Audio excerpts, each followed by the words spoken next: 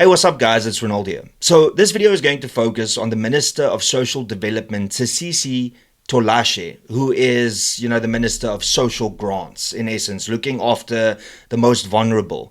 Now, there's been so many controversies surrounding her, but yet for some unknown reason, Cyril Ramaphosa can't fire her.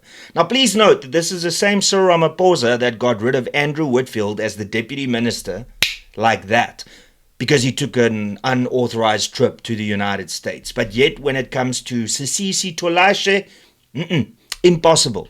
So what did Tolashe actually do? Well, we'll get into that. But before we do, please be sure to subscribe to this channel. It's absolutely free. It won't cost you anything. And if you regularly watch my program, then what's the harm? Just click on the subscribe button below. It'll be appreciated. All right, so there's a couple of controversies surrounding Tolashe, but I think the one that stands out head and shoulders above everyone else is the fact that when she was part of the ANC Women's League, Buck, the Chinese car manufacturer, donated 2 Beijing-branded cars to her, and the worth of that was about 1 million to 1.1 million rand. And the focus was, or the aim was, that these cars would aid the ANC Women's League. And that was done in 2023. Then in 2024, it came out that those 2 cars were registered under her children's names, and not in actual fact in the name of the ANC Women's League. So, yeah. I mean, I think it's quite obvious that when you get gifted 2 vehicles as an organization, and then those vehicles get registered under your children's names, there's something up there. But the ANC was then made aware of this, and then the ANC demanded that these vehicles be given to the ANC.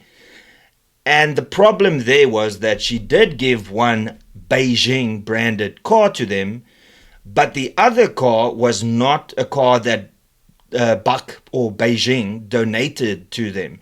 So it turns out that her daughter sold the car, and then the replacement car was given to the ANC. I mean, this shit, like, it's insane how it's so blatant that she thought that this was her cars and she was going to sell it and buy something else. Also, just what an insult to Buck, right? Beijing, the manufacturer. Like, you get gifted this beautiful Beijing car worth like 550,000 rand. And then one of the first things you do within the first year is you go and trade it in for a cherry. Oh, man, that's hilarious. So now the question is, well, what's going on? Why were these cars never ever registered in the ANC Women's League's name? Why was it registered under the children's name? And why was one of them sold? It's because she realized, or she thought, that this would never ever come out.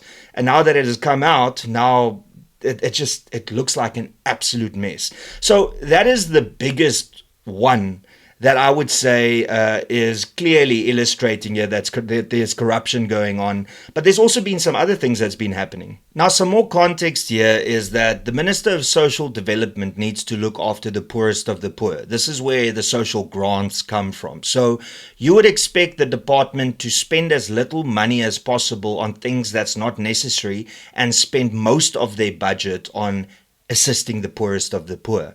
Well, within 6 months of her being the Minister of Social Development, they went on a trip to New York City, and it cost taxpayers 3 million rand. That's right. It was her and a couple of her staff members, and they flew business class or higher. They stayed in 5-star hotels, and it's just absolutely absurd how a ministry that is supposed to focus on the poorest of the poor spent 3 million rand on a couple of days in New York because they attended the UN Women Gathering or whatever it was called. Now, I understand that some of these things you have to attend, but 3 bar for a week or less, and you have to fly first class or business class? Really? You can't fly economy? You can't stay in an Airbnb? It's absolutely absurd. Now, the icing on the cake with all of that is the fact that when they returned and then the Sunday Times uncovered how much money was spent on this trip, they said it was actually modest. I mean, this just once again shows, those communists and socialists in the ANC, they're very quick to say we stand for the poor, but then when they get the opportunity to enjoy the finer things in life, they jump at the opportunity without asking any questions. But yeah, that is just another incident. Now, the next one is something that I really can't wrap my head around. So, as a minister, she lives in Pretoria in the ministerial complex or whatever the area is called. And then they have these people that are called food aides that assist them in the ministerial area that they live. But Sisisi Tolashe decided, I'm not going to let her stay in Pretoria. No. I'm going to take her back to East London, and then she's going to work for me at my house. And then it turns out that she actually assisted in looking after the minister's children. And this food aid gets 15,000 Rand a month from the government.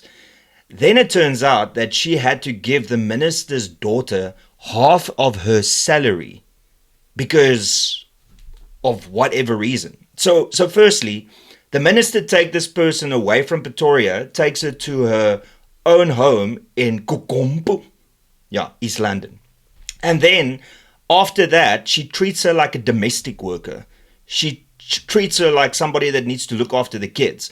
And then as a thank you, she takes half of her salary that she gets from the government for food and lodging and all of these weird things. So once again, well done to this minister that's supposed to be looking after the poorest of the poor.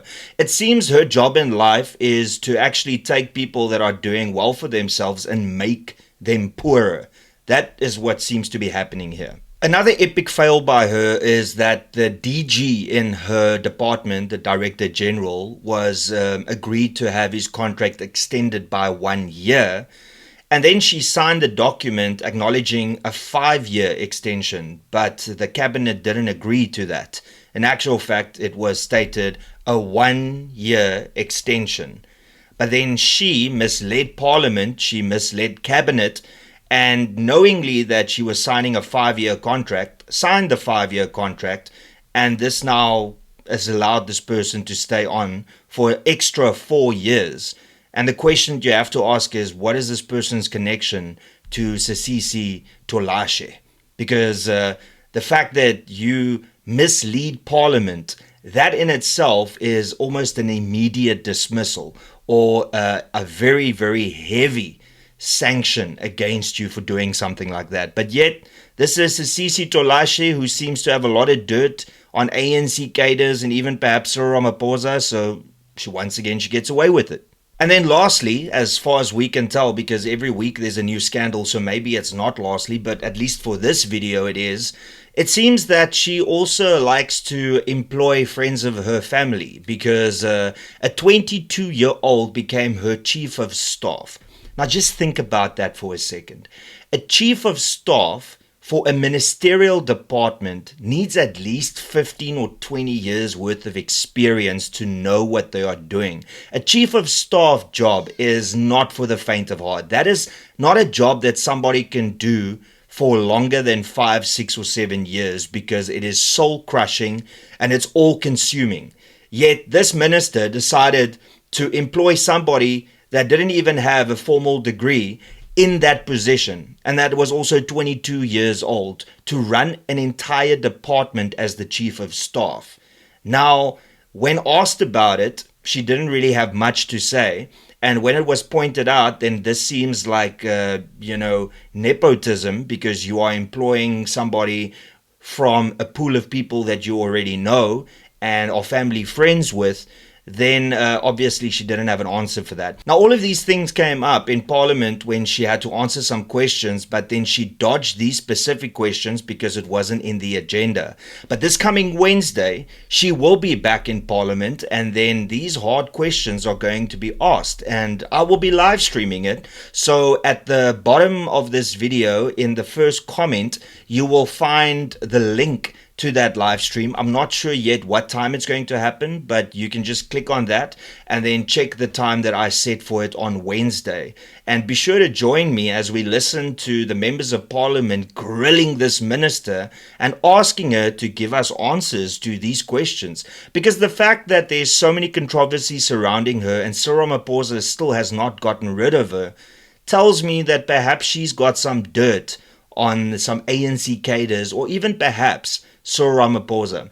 So that's pretty much all I got to say for this video, but don't forget to join me this Wednesday for the live stream. Link will be in the first comment, and that's pretty much all I got to say. Thank you so much for tuning in. Smash the like button, share this video far and wide. Don't forget to subscribe, it's absolutely free. However, if you'd like to support my channel financially, you can do so by either giving a super thanks below, look at the $ and then choose an amount, and thank you.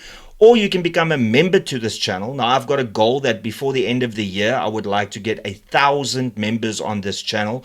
And you can do that by clicking the join button below, and that will cost you R39.99, and that is in support of me and this channel, and it will be greatly appreciated.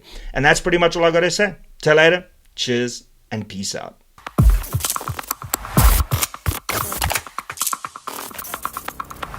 You don't even know me, but every time you see me, you say I went my massacre.